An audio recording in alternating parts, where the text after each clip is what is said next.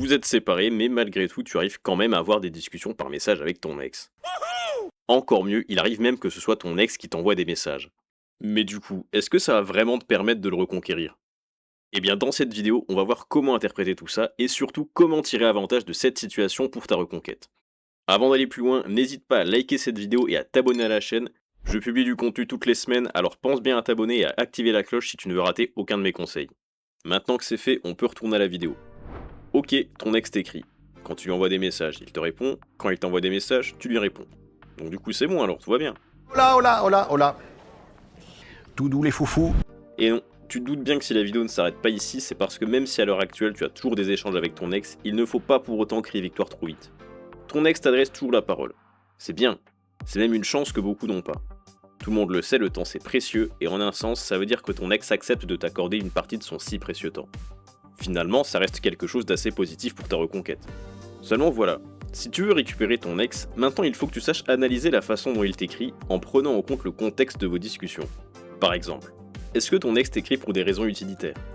Est-ce qu'il t'écrit pour la garde des enfants? Est-ce qu'il t'écrit pour signer les papiers du divorce? Ou alors est-ce que vos discussions sont des échanges ouverts, comme entre deux amis? Parce que malgré la séparation, il peut y avoir des tonnes de raisons différentes qui justifient que ton ex t'écrive ou qu'il réponde simplement à tes messages. Des obligations légales, des biens communs, etc. C'est pour ça qu'il ne faut pas interpréter ses intentions trop vite. Par exemple, si ton ex t'écrit pour te demander à quelle heure il peut passer à récupérer les enfants, ou s'il te demande juste comment va le chien, tu comprends bien que ce ne sont pas des prétextes pour essayer de se rapprocher. Par contre, s'il te demande des nouvelles, s'il t'envoie des photos, qu'il revient sur des souvenirs, là c'est plutôt bon signe. Donc si ton but c'est de le reconquérir, tu dois d'abord t'assurer que ton ex soit ouvert à des discussions plus légères, et surtout qu'il soit réceptif à tes messages. Parce que c'est ça le plus important. Et quand je dis réceptif, ça ne veut pas simplement dire que ton ex répond à tes messages quand tu lui en envoies. Si tu veux, tes discussions par message avec ton ex, elles doivent permettre de vous rendre à nouveau complices. Une complicité certes, mais ce sera une complicité toute neuve, différente de celle que vous aviez avant. Comme je le dis souvent dans mes vidéos, une reconquête c'est un départ à zéro mais avec un malus. Ton ex et toi vous n'êtes plus ensemble. Donc même si vous vous parlez à nouveau, si tu veux le ou la reconquérir, il faut que tu réussisses à créer à nouveau de l'attirance. Et pour ça, il faut commencer par réinstaurer une dynamique saine lors de vos échanges. Et ça, c'est à la fois facile et difficile en même temps. Car au cas où tu l'aurais oublié, ton ex il te connaît déjà. Vous avez déjà été complice par le passé, donc rassure-toi, une partie du travail est déjà faite. Seulement, comme je te l'ai dit, cette fois tu pars avec un malus. Parce qu'à cause de la séparation, ton ex va volontairement s'empêcher de nourrir cette nouvelle complicité. Mais ça, c'est normal. Comme tu as déjà un passif avec ton ex, lui au début il va être méfiant. Ton ex va garder une distance calculée pour marquer la séparation. Ton ex peut paraître froid, voire même désobligeant, même si tu ne lui as rien fait. Mais là encore, c'est un comportement qui est attendu. Donc l'erreur ici, ce serait de se mettre à paniquer et de perdre son calme.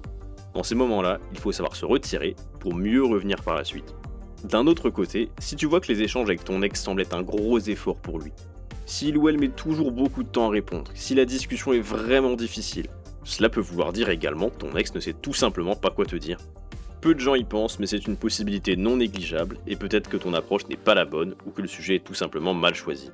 Parce que soyons honnêtes, si les dialogues avec ton ex sont juste des « salut ça va » suivi de « ça va et toi » pour qu'ensuite tu lui répondes « oui ça va », c'est sûr que les discussions risquent de tourner en rond assez vite. Quand tu parles par message avec ton ex, tu ne peux plus t'y prendre de la même manière qu'avec un ou une inconnue. Donc si tu veux le reséduire, tu comprends donc qu'il va falloir te montrer plus subtil. D'ailleurs, si tu veux savoir comment t'y prendre pour parler par message avec ton ex, je te suggère d'aller voir la vidéo que j'ai faite sur ce sujet et qui s'affiche à l'écran en ce moment même. Mais revenons-en à nos moutons. Si jamais malgré toutes tes tentatives, tu vois que ton ex n'est toujours pas réceptif à tes messages, si ton ex te répond mollement par exemple, ou qu'il te répond de manière détachée, que c'est toujours à toi de relancer la discussion, il est possible que celui-ci ne le fasse que par politesse, pour ne pas passer pour le méchant. Auquel cas ce n'est pas avec des messages que la situation va évoluer pour le moment. Ici rien ne sert de courir, il faut faire preuve d'intelligence sociale et comprendre le message implicite de ton ex. À travers son comportement, ton ex te signifie « j'ai besoin de distance » et c'est le signal qu'il est temps de prendre du recul pour adopter une nouvelle stratégie.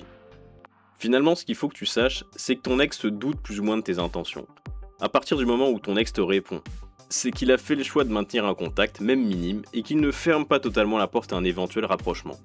C'est pas une promesse, c'est pas une marque d'intention claire, mais si ton ex souhaitait ne plus rien ressentir, il aurait coupé court rapidement à tes tentatives de contact, en t'ignorant, en te bloquant, etc., etc. Le fait qu'il te réponde, ça reste positif, mais c'est surtout un signe de neutralité. Ton ex, il teste ton attitude, il teste tes réactions, il t'observe en quelque sorte. Il faut que tu comprennes que pour ton ex, retourner avec quelqu'un qu'on a quitté, c'est devoir assumer le fait de revenir sur une décision lourde et sur ses a priori. Et pour ça, ton ex, il doit avoir toutes les garanties que revenir vers toi, ce serait pas une erreur. Et ça, c'est à toi de lui montrer. Merci d'avoir regardé cette vidéo. N'oubliez pas de liker et de vous abonner à la chaîne. C'était Mike et on se retrouve très bientôt pour une prochaine vidéo. Allez, next.